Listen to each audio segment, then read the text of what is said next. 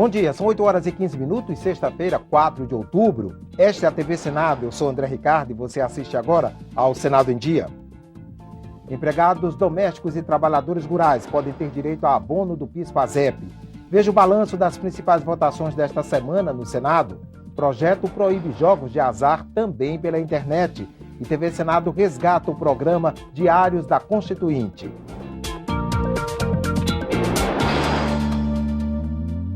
Empregados domésticos e trabalhadores rurais podem ter direito a mais um benefício, o abono do PIS/PASEP. O projeto foi aprovado ontem na Comissão de Agricultura.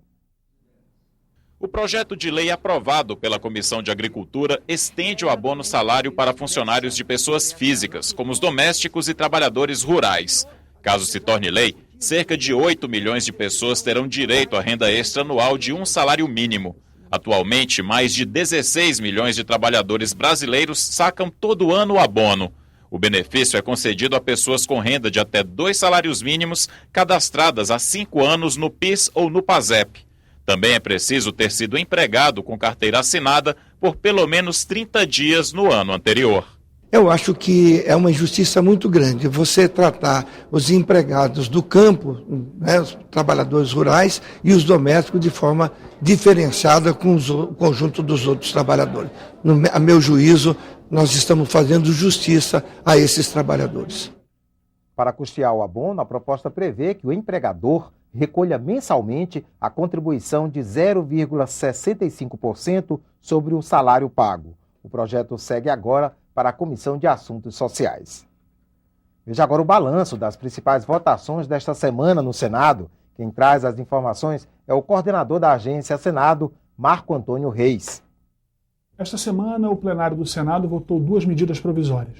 A primeira é a que destinou 15 bilhões de reais para a Valec, a empresa responsável pela construção e exploração de ferrovias.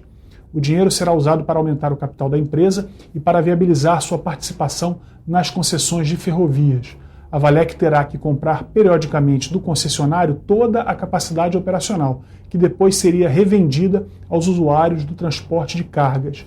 Os recursos seriam uma forma de garantir a viabilidade econômica das concessões, diminuindo os riscos dos investidores. Ainda na terça-feira, o plenário aprovou outra medida provisória, a que trata de ações para aumentar a capacidade de armazenagem de grãos. A polêmica nesta votação foi porque o texto permite à Companhia Nacional de Abastecimento, a CONAB, adotar o regime diferenciado de contratações que diminui a burocracia nas licitações. Assim como a outra MP, essa também recebeu acréscimos durante a tramitação e passou a tratar de temas estranhos ao seu objetivo final. A prática de outros temas nas MPs não deve se repetir. O presidente do Senado, Renan Calheiros, já disse que não vai mais aceitar a tramitação deste tipo de proposta. Além de votar estas 2 medidas provisórias, o plenário deu prosseguimento à discussão das propostas que tratam do voto aberto no Legislativo. O texto já poderia ter sido votado, mas como foram apresentadas 2 novas emendas em plenário, os senadores resolveram devolver a proposta para a CCJ, que deve voltar a tratar do tema na próxima semana. O que está em jogo nesse debate é a amplitude da proposta. Há senadores que defendem o voto aberto em todas as deliberações. Outros, porém, entendem que há casos, como os de análise de vetos presidenciais, em que o sigilo do voto deve ser garantido de modo a proteger o parlamentar de pressões do Executivo. A questão do voto aberto segue então aberta e a discussão das emendas na CCJ deve dar uma noção mais exata da decisão a ser tomada pelo plenário do Senado. Neste sábado, 5 de outubro, a Constituição brasileira completa 25 anos. Como parte das comemorações, foi lançado ontem no Senado o livro A Constituição de 88, 25 anos, a construção da democracia e liberdade de expressão. O livro conta a história das 8 constituições que o Brasil já teve e recupera momentos marcantes da Assembleia Constituinte que elaborou a atual Carta. Também traz ideias de personagens que tiveram papel importante na redemocratização do país. A senadora Ana Amélia lembrou um deles. Algumas vozes disseram que o país não teria governo, mas Ulisses Guimarães, do alto da sua sabedoria e do seu comprometimento, nos lembrou que ingovernável é apenas a fome e a miséria. É o primeiro livro lançado pelo Instituto Vladimir Herzog, com patrocínio das organizações Globo. Nada mais apropriado do que lançar este livro nesta casa, pois é nela que se fortalecem as instituições, pelo calor dos debates e pela produção dos consensos. Com texto de vários jornalistas, o livro é um resgate da história e uma reflexão sobre o futuro. A leitura desse livro, sem dúvida nenhuma, contribuirá certamente para que mais cidadãos tomem conhecimento deste capítulo de fundamental importância da história recente do Brasil. O presidente Renan Calheiros também recebeu dirigentes do Clube dos 13, que representa os 20 maiores times do futebol brasileiro. Eles vieram pedir apoio político para a renegociação da dívida de quase 5 bilhões de reais que essas equipes têm com a União. Esses números nos assustaram e nós chegamos a uma conclusão de que os clubes têm que, em determinado momento, pagar essa dívida. Não há mais como condições de continuar essa dívida sendo protelada. Então nós trouxemos um conceito ao Ministério dos Esportes e também hoje ao presidente do Senado, da sua vice-presidência, onde nós colocamos algumas ações para o pagamento da dívida. Eles não querem anistia, eles não estão querendo perdão de dívida, só estão querendo que os clubes não fiquem inviabilizados como estão hoje, com a renda, com receitas sendo confiscadas pela União. E a presidência do Senado, o presidente Renan e eu como vice-presidente, nós vamos estabelecer um diálogo com o Ministério do Esporte, que já está também trabalhando com esse tema, com a própria Fazenda, e fazer uma mediação. E a TV Senado resgata o programa Diários da Constituinte, que o Congresso Brasileiro veiculou na época da elaboração da nova Constituição. Toda a história dos debates, os enfrentamentos de propostas diferentes para o país. Um rico acervo sobre a vida política do Brasil. A década de 1980 viu o fim da ditadura militar no Brasil. Vivia-se o processo de redemocratização. A Assembleia Nacional Constituinte, instalada em 1987, trabalhou por 20 meses para elaborar uma nova Constituição. A sociedade civil participou ativamente. Era um documento a Constituição, mas naquele momento, 1988, era também muito mais do que isso. O documento da liberdade, da dignidade, da democracia.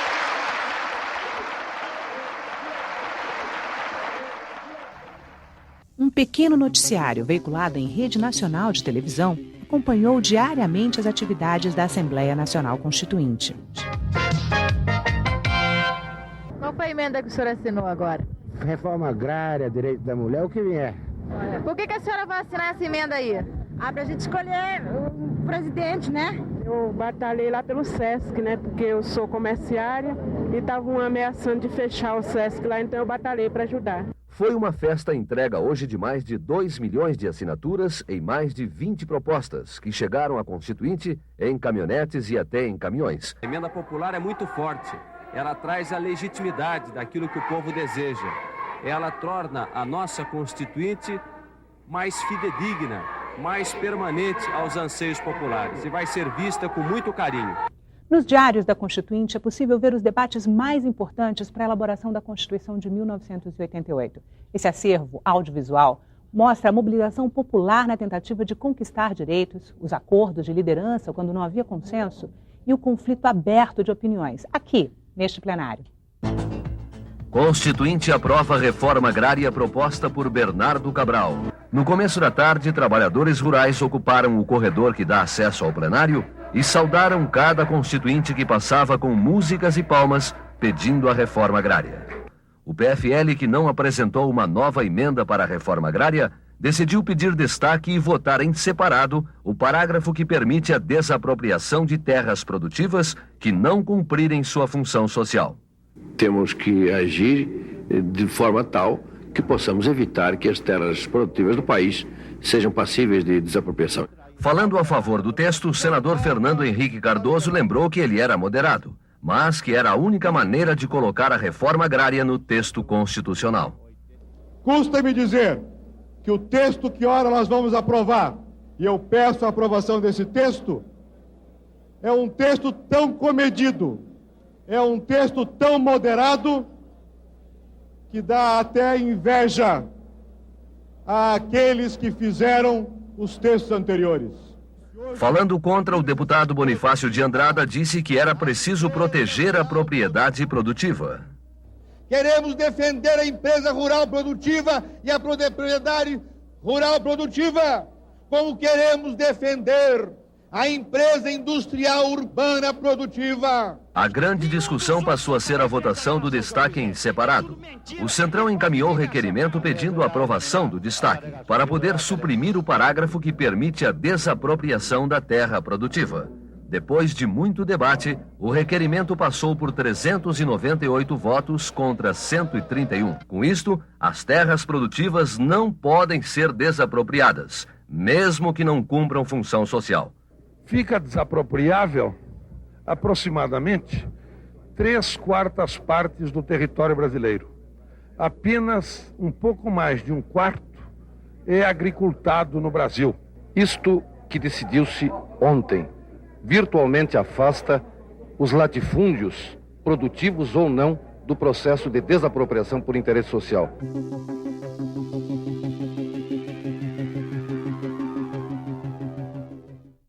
Os programas estão sendo veiculados ao longo da programação da TV Senado.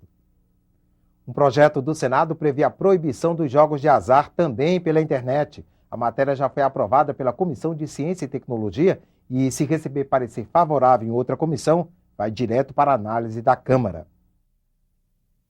Máquinas caça-níquel, jogo do bicho, bingos e outros tipos de jogos de azar são proibidos no Brasil desde a década de 1940. Hoje eles são considerados contravenções. A reforma do Código Penal transforma a prática em crime, com penas mais rigorosas.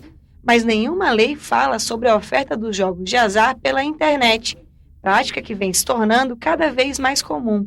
Um projeto em análise no Senado proíbe o funcionamento de sites de jogos no país. Nós estamos tratando da proibição desta matéria, deste tipo de atividade, buscando com uma regulamentação dura, proibir a influência, principalmente os crimes de fraude que acontecem nos cartões de créditos que são utilizados pela internet para propiciar o funcionamento desses jogos, dessa atividade. O projeto recebeu sugestões da Caixa Econômica, responsável pela Loteria Federal, única forma de jogo autorizada no Brasil. A instituição apoia a proposta, mas quer garantir que o texto não alcance o projeto da Caixa de receber apostas também pela internet, além das lotéricas. O novo serviço já pode ser usado por correntistas do banco e deve estar disponível para a população até o início de 2014.